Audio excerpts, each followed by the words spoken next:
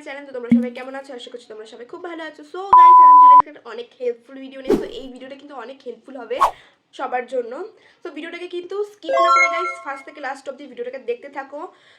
So অনেক content ক্রিয়েটারদের মনে কিন্তু একটাই প্রশ্ন, যে নিজেরা যদি কোনো ভিডিও আপলোড করি, সেই ভিডিওতে যদি কোনো মিউজিক আমরা দিই, নিজেদের মিউজিক, তাহলে কি কপিরাইট ক্লাইম পড়বে? হ্যাঁ, অবশ্যই কপিরাইট ক্লাইম পড়বে। তো এর জন্য আমাদেরকে দুটো পদ্ধতি অবলম্বন করতে হবে। ফার্স্ট যেটা হচ্ছে, আমাদেরকে টি সিরিজ কোম্পানির সাথে একটা ডিল করতে হবে। অর্থাৎ যে কোম্পানির আমরা গান ইউজ করছি, সেই কোম্পানির সাথে আমাদেরকে ডিল করতে হবে। এই ডিলে বলা হবে যে আমরা সেই কোম্পানির গানটা ইউজ করতে পারবো, বাট আমরা ওই ভিডিও থেকে যত টাকা ইনকাম করবো তত টাকা কিন্তু আমরা পুরোটা নিতে পারবো না। হাফ দিতে হবে আমাদেরকে টি সিরিজ কোম্পানিকে, বাকি হাফ কিন্তু আমরা রাখতে পারবো। সো এই পদ্ধতি আমরা অবলম্বন করব না। সো সেকেন্ড যেটা হচ্ছে, সেটা হচ্ছে আমরা করব যে সংটা থাকবে আমাদের ভিডিওতে, সেই সংটাকে একটু এডিট করে নেবো। অর্থাৎ সেই সংটাই থাকবে, বাট সেই সংটাকে আমরা একটুখানি চেঞ্জ করে এডিট করে নেবো, যাতে কেউ বুঝতে না পারে যে আমরা সেই কোম্পানিটা থেকে এই গানটা চুরি করেছি।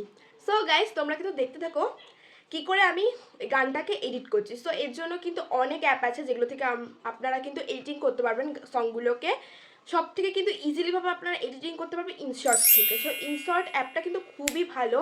এখানে কিন্তু সব রকম আপনি ভিডিও এডিটিং করতে পারবেন, ব্লগও এডিটিং করতে পারবেন, মিউজিকও এডিটিং করতে পারবেন, এমনকি মিউজিকের ভয়েসগুলোকেও চেঞ্জ করতে পারবেন। সো গাইস, আমি কিন্তু দেখিয়ে দিচ্ছি কীভাবে কিন্তু গানটাকে এডিটিং করতে হবে। ওকে গাইস, ভিডিওটাকে দেখতে থাকো।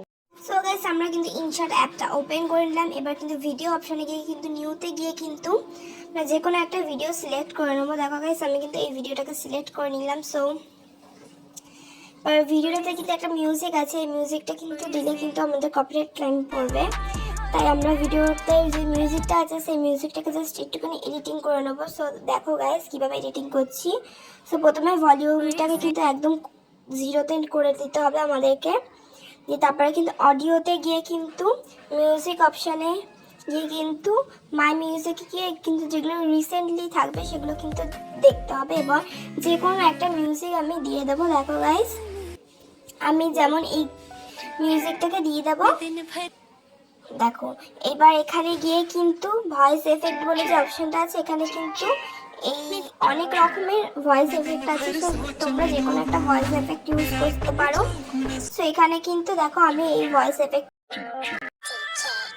এখানে কিন্তু অনেক রকমের ভয়েস এফেক্ট আছে। যেমন এটা একটা বেবি ভয়েস এফেক্ট, তারপরে দেখো এখানে কিন্তু রোবট এফেক্ট, সব রকমের এফেক্ট আছে। খুব সুন্দর সুন্দর এফেক্ট আছে, তোমরা কিন্তু যে কোনো একটা ইউজ করে নিতে পারো তোমাদের ভিডিওতে।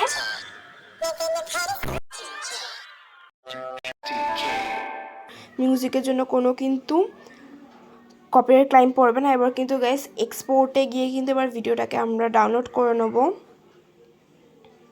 গাইস, এইভাবেই কিন্তু নিজেদের ভিডিওতে কিন্তু আপনারা যে কোনো গান দিতে পারবেন, সেটা বলিউড হোক আর টলিউড হোক, যে কোনো গান দিতে পারবেন, কিন্তু গাইস কোনো রকম কপিরাইট ক্লাইম পড়বে না।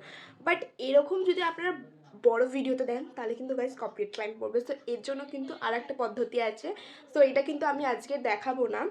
সো এই ভিডিওতে যদি আমার অনেক ভিউজ পড়ে যায়, তাহলে কিন্তু আমি আর একটা ভিডিও বানাবো, যেটাতে কিন্তু আমি দেখাবো যে লং ভিডিওতে কীভাবে আপনারা নিজেদের গান দিতে পারেন।